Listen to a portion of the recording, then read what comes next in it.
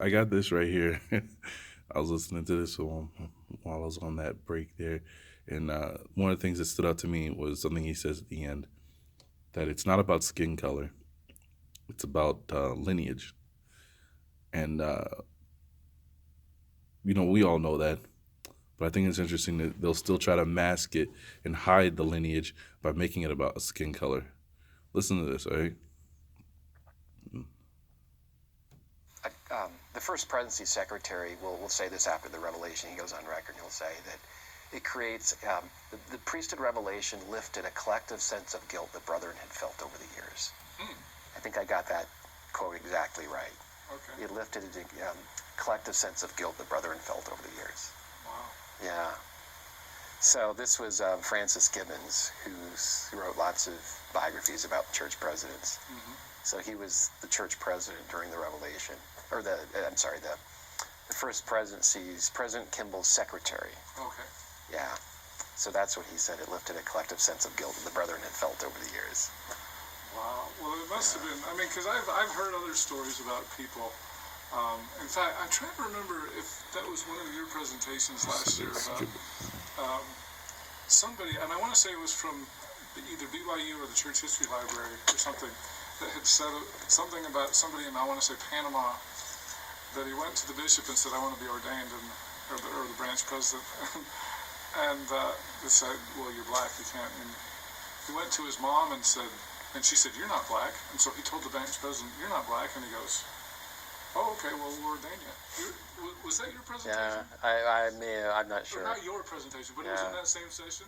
Maybe, yeah. Yeah, I think that was a very interesting story. So there were lots of exceptions to the rule over the years, I guess. Yeah, it's ad hoc, really. You've got, without going into details, you get some instances in church leadership where a bishop confesses, I just learned that I have black ancestry, and the presiding authority says, okay, carry on, brother. What? Yeah, you heard me. The Lord needs you. Okay. And then you get other instances where, oh, I'm so sorry to hear that. So you must stay your hand. And that was a nice idiom that meant that we're going to have to release you from your bishop calling, your calling as bishop. You can't exercise your priesthood publicly. You must stay your hand. But you can exercise it privately in your own home. Oh, wow. Yeah. And then there's a couple of instances that I know of where they release the bishop, the ward's upset, they love this bishop, and after about a year and a half, when there's nobody to really fill in the gaps, okay, we lifted it. It was like 1968, you can be the bishop again. You don't have to stay your hand anymore. And so, I'm not trying to make light of this important thing, but once again, it speaks to the pragmatic effects of this policy. They need good priesthood holders in these units in South America. And we haven't even talked about other places like Australian Aborigines and Fiji and some of the Pacific Islands. Well, and from what I understand, they were not considered African and therefore not descendants of Canaan. See that? They were not considered African, the people in Fiji and Australia and those islands. This is the 1950s when President McKay, they did a lot of research into this. So in Fiji, when they started to open up a mission, we talked about after World War II expanding. Well, part of that expansion meant the Pacific Islands. And it took them a long time to develop missions in the Pacific Islands, even well into the 1970s and even 80s. Anyway, but they get into Fiji, I think in the 50s, and of course the question is, these are dark-skinned Fijians, and can they hold the priesthood? Are they from Africa, their ancestry? And so they don't know. And the first presidency, they're getting. So you got to ask this question: why didn't they know, huh? I mean, they act like it's so obvious today. Oh, you're all from Africa. You got woolly hair, you got thick lips, you got a big nose. You must all be Africans. So what stopped them? Joseph Fielding Smith, Brother Smith. Do they have African ancestry? And he writes this lengthy letter back. This is 1954 to the first presidency, and he says, I've done a lot of research. I've looked at the Encyclopedia Britannica. I've looked here. I've looked there. I can't tell you.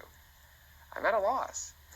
And so what happens is that some local leaders will go to I think it's called the Fijian museum, Institute Museum or something. It's some local museum in Fiji, and they meet with some anthropologists, these LDS leaders Listen in to this. Fiji.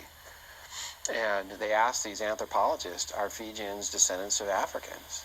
And they say unequivocally no. And they use that evidence, they share that evidence with President McKay. And once he sees the evidence, especially since President Smith can't determine it, then he says, okay, green light, let's ordain these folks. Wow. This is like 1958. Hmm. So what's interesting about this whole ban is, of course, it's based on, I think this is important for your listening audience to know, it's based on bloodline, not skin color. And so it's possible to have a blue-eyed, blonde-haired Hear that? It's about person bloodline, not skin with color. African ancestry. So blue-eyed, blonde-haired, fair-skinned with African ancestry, and they can't hold the priesthood because of their... And that's what stopped me dead in my tracks when I was listening to this. You know, here it is, 1950s. Come on, we just got out of the 19s, right? We're just in the 2000s, 2018, almost 50 years ago, right? And you think about it, right? They didn't know where these people were from. They didn't know their lineage. They couldn't say, oh, you're Africans. It's obvious. But, you know, you watch all these YouTubers and people that go over there, they're like, oh, you know, let me tell you about the motherland, Africa, and yada, yada, yada. And it's like, here's the Caucasian with all the books and all the information. They're like, we couldn't prove it. We had to actually ask them, who are you? We had to go to your specialist and ask, where are you from? What's your lineage? Think about that. We're not talking about this was in the 1700s, this was in the 1500s. This was just, you know,